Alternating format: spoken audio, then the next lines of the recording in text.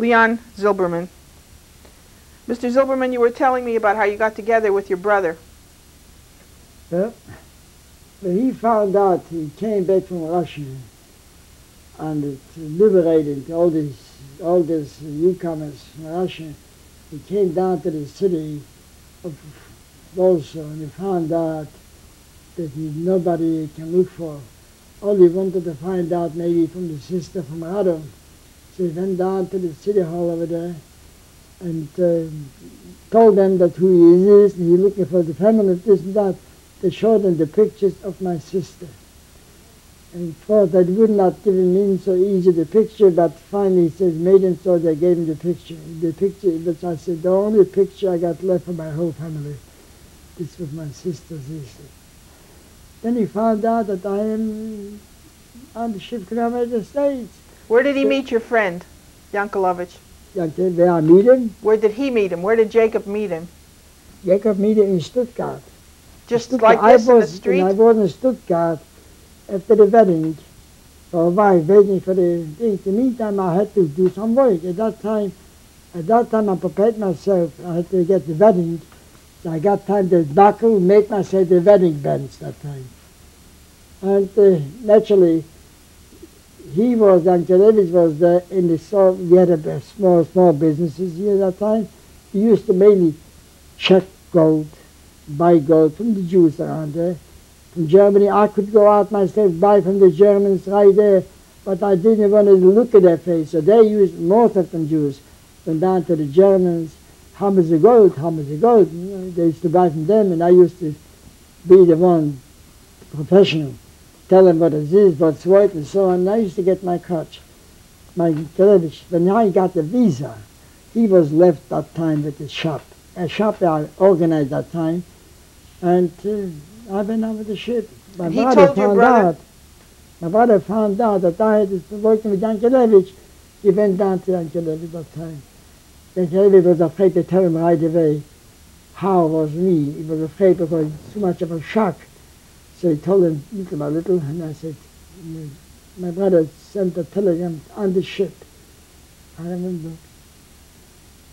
At least my brother's alive. And he was there, left in Stuttgart, and I went down to the United States. When did Jacob come to America? When he came to America, it took me about 6 make papers for him. I had to make papers for him. About 8. My youngest daughter, Phyllis, was born. She was on the 20. He was the one raising her. The beginning, he was with her. He was living together with us. Where was your oldest daughter born? Your older daughter, where was she born? She was born in New York. What was the date? Both daughters was born in New York. What was the date? She was born April the 25th, 1947, right when Israel became a state at that time. Okay, and the second daughter? The second daughter was born in September 26th. What year? 2 years later, 1949. 1949. And that's when your brother came? Yeah, my brother came, second daughter, about 6 months later. She was already a baby. Yeah. He came in 49. And he was staying with us together. Now, how long did you live in New York? How long I live in New York? Since 1947 till 1940, 1946 to 1949.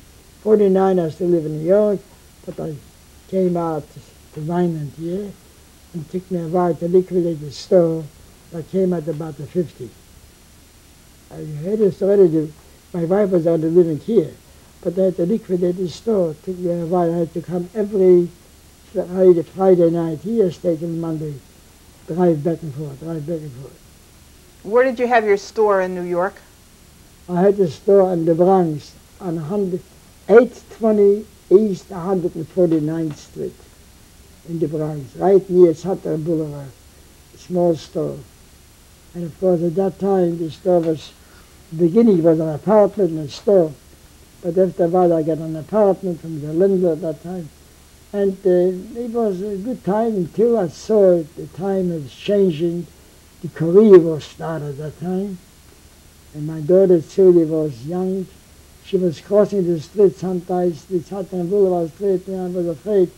And then when I came out to Vineland here and I saw the community, it was a beautiful community, nice, the revenue was good. So I fell in love here and I bought the house, like just buying a pack of cigarettes. And I moved out. Did you have friends who lived here? Friends? Who lived here in Vineland? How did you hear about Vineland? I heard about when the summertime, used to go, when I was in New York, the summertime I used to go out on vacation to Spring Valley. And then of course when I heard about this thing here, because listen, it was news around there. There was a lot of newcomers here. I used to go down to New York from again in Vineland here, no. I found out from the Jews and the organizations that survivors, half of the survivors were Jews here. Farmers. A lot of them was disgusted, a lot of them gave it up, a lot of them committed suicide too. You heard about it. They couldn't take it, the life of this being a farmer. Some of them who had liquidated right away became millionaires. They built land in all different places, California, all around it. And whoever was stuck here, only one that stuck was here, whoever was professionals. Whoever didn't let my profession became a success. The less you know, the better off you was. I was with my profession, and I still am with my profession. I can't give it up. And whatever I made is just from hard labor, hard work, my life. Although I don't regret. I love my profession. I don't regret it because it saved my life and I still love it. And besides this here, my wife, she was the one, had the open mind. She knew what to do, what to buy, how to buy. She was only more than I. A lot of times I said to myself, how stupid was I in comparison to my wife. She was the smarter. She knew when to buy, how to buy, what to do. But when was your son born? my son, November 24th, 1954. And how did the Holocaust experiences affect the way you brought up your children? Did it affect my children to bring up? The Tim Brown? With your daughters No, and my your daughters son? were treated very good looks at that time. They kept young. And naturally, Zylberman was the beginning. Zylberman was the headman. Too much to talk about it. And then, of course, came out the book, The Golden Age. His daughters were the top. Nothing else. Nobody else. Did you talk about the war often at home? About the war? Sure, I told. Anybody, look, the minute we had some people, some friends coming in, all it started the time being the war. There was never a change or something else. The concentration camp, whoever they lived through, never was there something else. We all wound up over on the same subject. Never could get out of it. And did the holidays bring back more memories? The holidays bring back more memories, but a lot of them misery. Why? What happened? Where was the holidays? I remember when my wife was alive, I used to have, when I moved down here, at the dining room table, we had about 17, almost 18 people. There was people here which we knew some of them wasn't widow, we would invite them around together here. And we had, that was the time. Did you and your wife apply for restitution from Europe? My wife applied. I started at the beginning. I didn't want it. I could have had a lot of money. I didn't want it. I didn't want it to have the belief that they say Wiedergutmachung. That word alone. Could they make good what they done? There's no money in the world. I didn't want it. I didn't get it. I didn't want it. I made it my own. I didn't want it to say that I got. Although this was maybe wrong, it was stupid. Why not to take it out and give Israel, everybody took. I know a lot of, I signed here, I signed for Zylberman. I signed for him that he wasn't Maidanek. Was he Maidanek? I signed for the governors. I signed for the mayors. Anybody came out to sign, I signed it. Here, just get it. I didn't want it. I don't regret. No, there's no money for me, for them to pay for my payment for my suffering. There's no money. When did your wife pass away? August 13, 1940s, 1990, wait a minute, 1986. I don't want to say, he knows exactly the day. Tell me why you came forward to tell your story, Mr. Zylberman. By what? Why did you come forward to the Shoah Foundation to tell your story? Well, look, I've been living through this here, not only the days, nights. There's not a night that doesn't go through with this kind of thing, memories. And I kept talking. I kept talking to people before that year, way before. I kept talking when he was that time foreman, the other one started to do with this year. I kept talking. In the store I talked, there's not a day goes by, strange people. When I smell out, they are more or less good listeners. I don't mind to spend my time and talk. Not only this year, I have to leave when my brother started to write the books here. His life was completely different than mine. He has, in comparison, he was suffering too, but no comparison of what I've been through to try to save my family. He could not even, you see, whatever I tried to do, I tried to help myself, my family, some other people too to help, but I don't regret. What would you like to tell your grandchildren and future generations about your experiences? When I told my kids, they could not even hear it. They said, I cannot hear it anymore, please. I said, you don't know what you're missing. I went through this year. It's too hard for you to hear it. I was mad, I was howling. At least know it, get it in yourself. Learn from my experience. Maybe you learn something. Maybe there's a different word. They are spoiled here. All of them have more than they need. More than they need.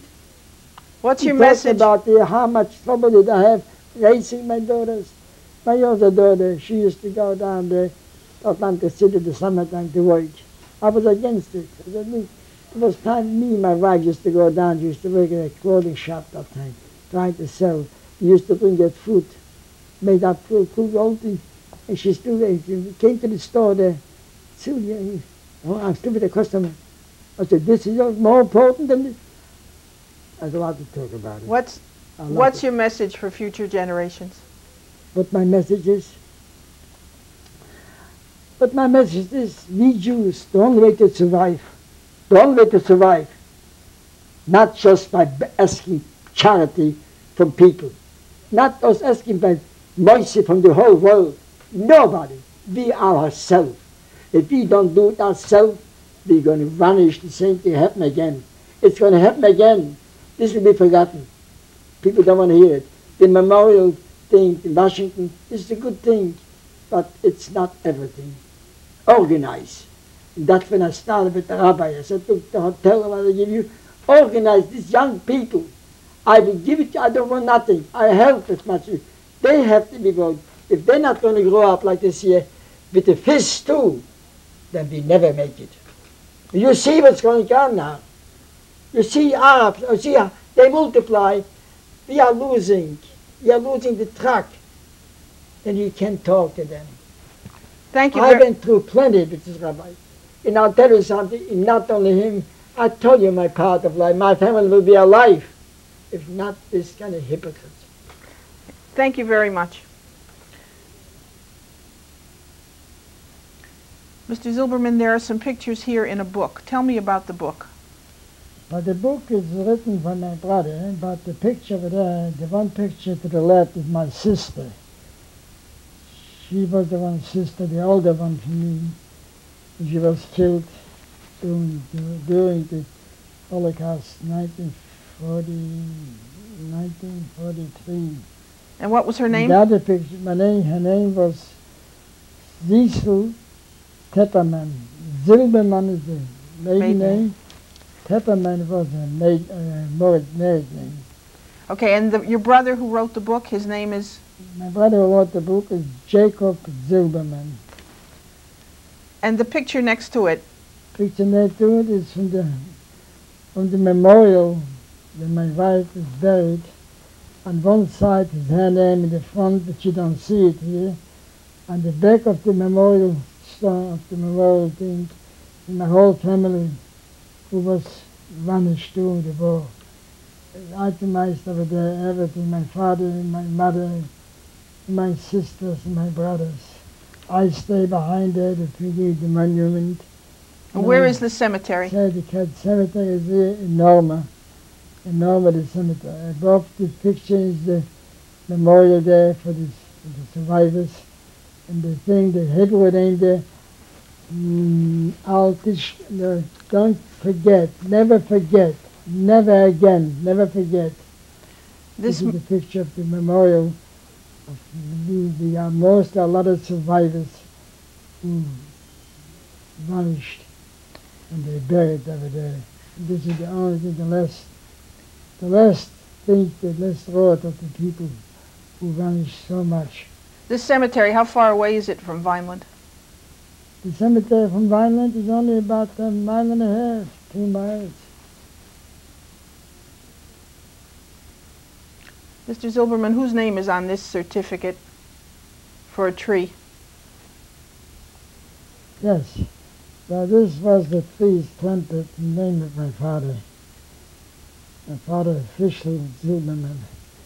I made the planted trees in Israel. And we also have trees planted for my whole family. Everyone. Any place I try to remember my family, no matter how much it costs, I don't mind. I want the family to be remembered. And who was in this picture? That is me and my wife right after the wedding. And where was it taken? It was taken in Stuttgart, Germany. And what was the year? 1945. 1945. 46? November, yeah. That was on February 1945. 1946. The wedding was in February 1945. What am I talking? 46. Who was in this picture, Mr. Zylberman? In this picture, that's me in the center. To the left is Mr. Starkman. To the right is Mr. Stepek. And this was in Israel. Are those both friends? Near the hotel. Are these both friends from Vineland? Yes. And that was taken about what year? We took a trip together that time. And it was the most enjoyable trip. And the most enjoyable thing was on a Shabbat, I used to meet with the Jewish soldiers. And that spirit was that time so good.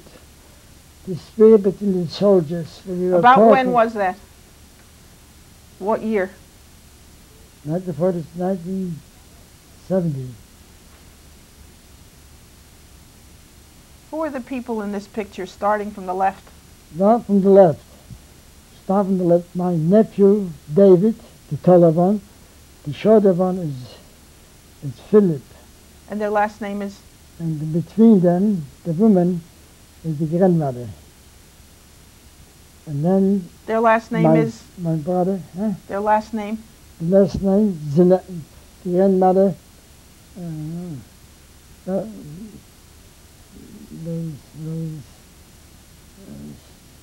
I forgot. I got the name of it. All right. Then the grandmother, then my brother stayed there with his wife, And Lois. And his name is? Lois. His name is Jacob Zylberman. Lois Zylberman. And name was, maiden name. That's all right. Anyway. Then my daughter, the bride. And her first name is? Then my name, daughter, Sylvia's another. Now, her name is Zylberman. Then my wife. Bella. My wife, Bella. Then my son, Jerry. And then it's me, Leon. And then it's Mr. and Mrs. Charlie. They were the closest, like, relatives together after the wedding. And they also vanished. And when was Sylvia married? In 69. The wedding went in Saturday. All right. When was this picture taken? This one. This one? How long? When was it taken? And I think it was taken in June 80 something. In around 80. And who's in the picture? I was taking, he has to go down there, he used to go down sometimes to the Zylberman, to Latin Casino. And he used to take the pictures right down there. And who's in the picture? Some professionals at that time. Who was the picture of? The picture is my wife and Yeah. me. About how long ago was this picture taken? About 10 years ago. Starting on the left is? The left is my son Jerry, and the middle is my daughter Phyllis. And what's her last name? And her name is Phyllis, the mother. No, Phyllis Sterbakov. And on the right? The right is me, Leon. This picture on the left? Which on the left is my daughter Phyllis Sterbakov. And what does she do? What she do? She's lives in Boston, and she is now the head of the Chamber of Commerce. In Boston? In Boston. And the picture on the right? Which on the right is her daughter, my granddaughter, Brianna. And who is she named after, Brianna? She lives together with the mother. Who is she named after? Her name? Yeah. Brianna is after Bella. And whose children are these? These are? These are my 3 grandsons.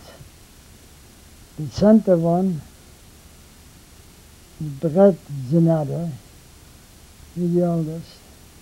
He was the one beyond adopted one. And how old is he now? He's now 17. Pretty soon going to be 18. The other one on the left is Eric Zinada, and the right one is Matthew Zinada. This is a set of twins. They both were born at the same time, same day, February the 19th. And how old are they now? They are 15. Okay, and what does their mother do? The mother is works in the Newcomb Hospital. She's the head of the physical therapy department. Thank you.